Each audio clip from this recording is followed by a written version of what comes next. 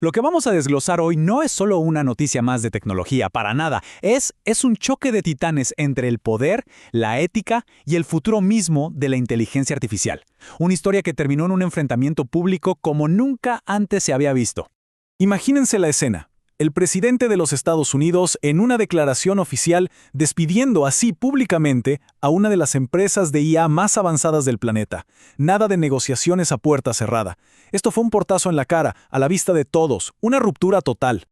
Ok, ¿y cómo se llegó a esto? ¿Cómo una de las colaboraciones más importantes terminó así? De la peor manera.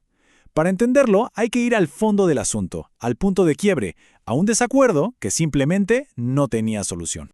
Aquí todo se resume en esto.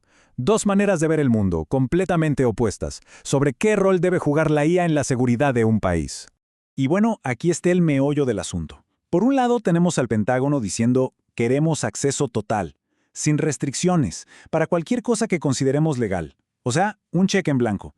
Pero del otro lado, Anthropic respondía, claro que colaboramos, pero hay límites. Hay líneas éticas que, miren, sencillamente no vamos a cruzar. El choque de trenes era, pues, inevitable. Y esas famosas líneas rojas eran estas dos.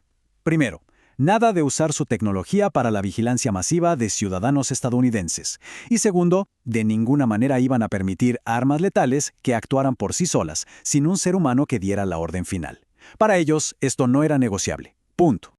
Ahora, uno podría pensar, ¿por qué arriesgar un contrato millonario por esto? Bueno, la respuesta está en su tecnología. No era una simple política de la empresa, no. Esto estaba literalmente grabado en el código, en el mismísimo ADN de su IA. La clave de todo se llama IA constitucional.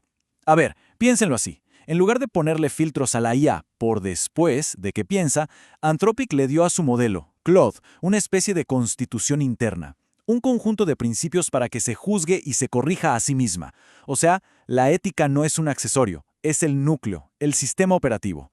Y el proceso es increíble, de verdad. Primero, la IA da una respuesta. Luego, usando su constitución, se autocritica. Después, reescribe su propia respuesta para que sea mejor, más ética y finalmente, aprende de todo esto. Es como un ciclo constante de mejora moral. Impresionante. Y esta frase del CEO de Anthropic, Dario Amodei, lo dice todo. Lo que el Pentágono pedía no era quitar un simple filtro, era como pedirle a la IA que se traicionara a sí misma, que fuera en contra de su propia naturaleza. Para ellos era algo imposible, tanto a nivel tecnológico como filosófico. Claro, la orden de la Casa Blanca cayó como una bomba, causó una onda expansiva por todo Silicon Valley, y de repente, toda la industria, que vive en una competencia feroz, se vio forzada a tomar partido. Ya no había grises. Y así, el mapa de la IA se fracturó. De un día para otro se formaron tres bandos muy claros. Por un lado, los gigantes, Google, OpenAI, sintiendo una presión tremenda. Por otro, las empresas que nacieron para trabajar con defensa, que vieron la oportunidad de su vida. Y por último, Anthropic, que se convirtió casi en un símbolo de esta resistencia ética. Y claro, ahora todas las miradas se giraron hacia los otros grandes. ¿Qué iban a hacer?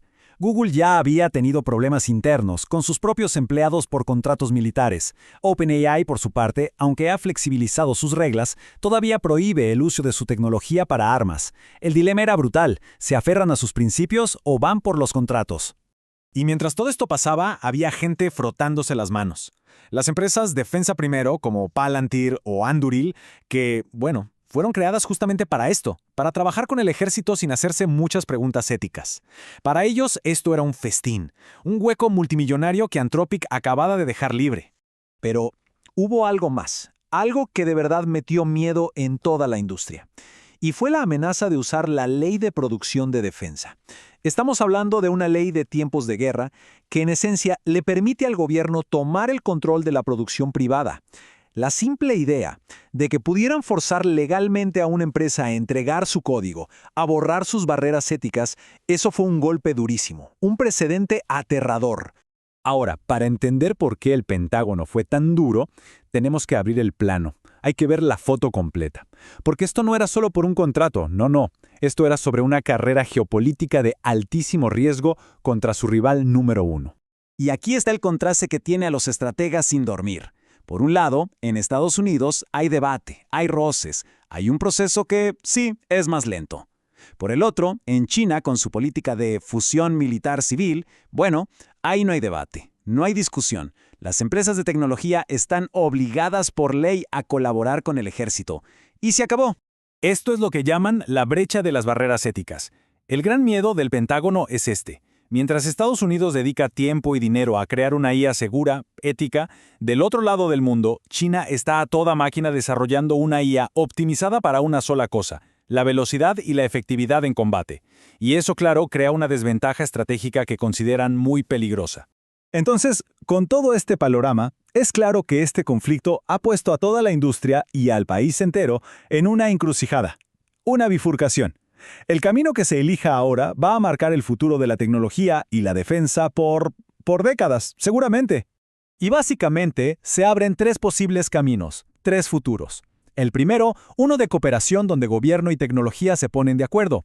El segundo, el de la ruptura total, que crea dos mundos de IA separados, uno para la gente y otro para la guerra.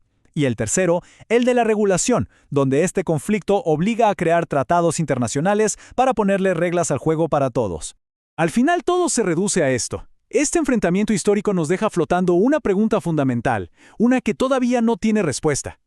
¿Quién tiene la última palabra para decidir los límites de la inteligencia artificial? ¿La gente que la crea o la gente que la comanda? Y la respuesta a esa pregunta sin duda definirá el mundo en el que vamos a vivir.